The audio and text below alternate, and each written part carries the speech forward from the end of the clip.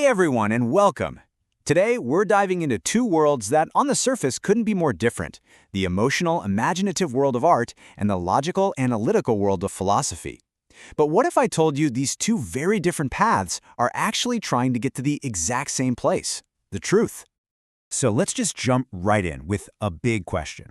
What gets you closer to what's real? A perfectly logical, airtight philosophical argument?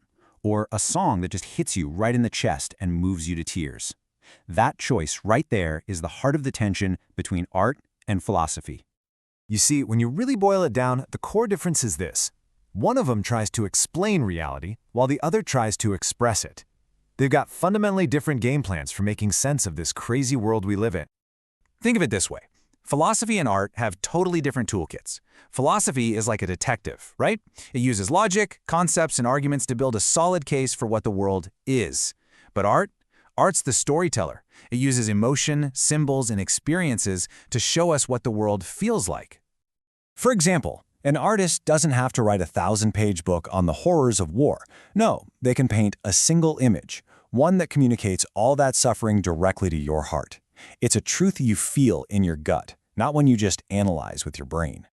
And then you've got philosophy, which does the exact opposite. Where art shows us the face of suffering, philosophy takes a step back. It doesn't just want to show it, it wants to get to the bottom of it.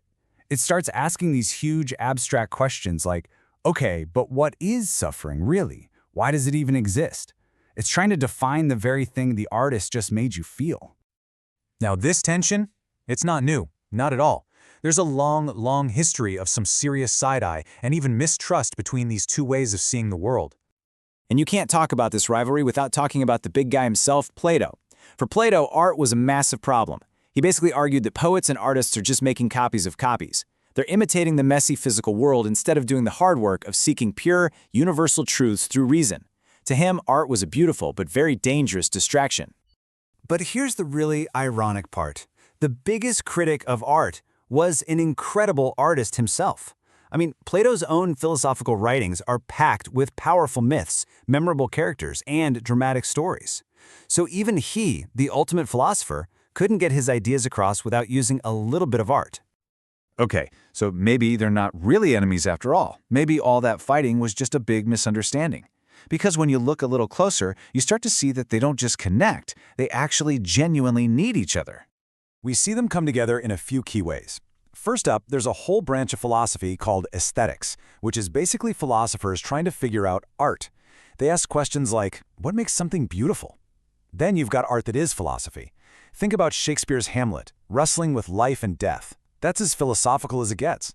But the biggest thing, the most important connection, they share the exact same goal. They're both just trying to make sense of this whole human experience. And look, this isn't just some dusty old debate for academics. This actually matters in our everyday lives. For you, for me, we really do need both of these approaches to get by. Let's get real for a second. Picture someone who's grieving. They've just lost a person they love. In that moment of incredible pain, they're looking for two things: some kind of understanding and some kind of comfort. On one hand, philosophy can step in and offer some understanding. It can give you a logical way to think about it, a framework for mortality and loss, a way to make sense of what feels like a completely senseless experience.